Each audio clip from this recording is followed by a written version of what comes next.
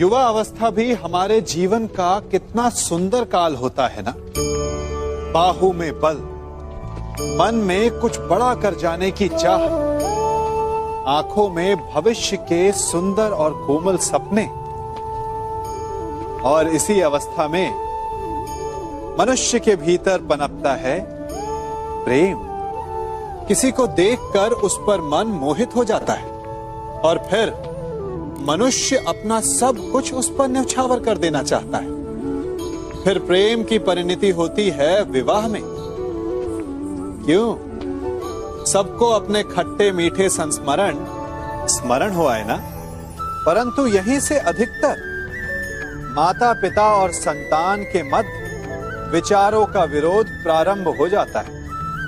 संतान को लगता है कि उसका चुना जीवन साथी ही उसके लिए उपयुक्त है और माता पिता को लगता है कि संतान अनजाने में भूल कर रही है।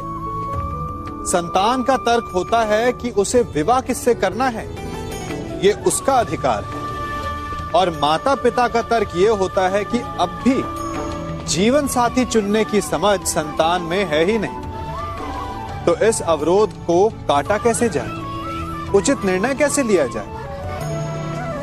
इसका एक ही मार्ग है, अपने उत्तरदायित्व का भान और अपनों से बड़ों के मापदंडों का भान। विवाह करने से पूर्व ये जान लेना आवश्यक है कि विवाह केवल अपने प्रेम को पाने का मार्ग नहीं है, अपितु विवाह से जीवन का एक नया द्वार भी खुलता है।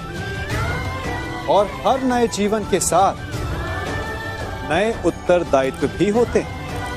और यदि इन उत्तरदायित्वों को समझकर निर्णय लिया जाए तो विश्वास कीजिए, आपका दाम्पत्य जीवन आनंद से भरा रहेगा और आपको कभी यह पछतावा नहीं होगा कि आपने कोई अनुचित निर्णय लिया।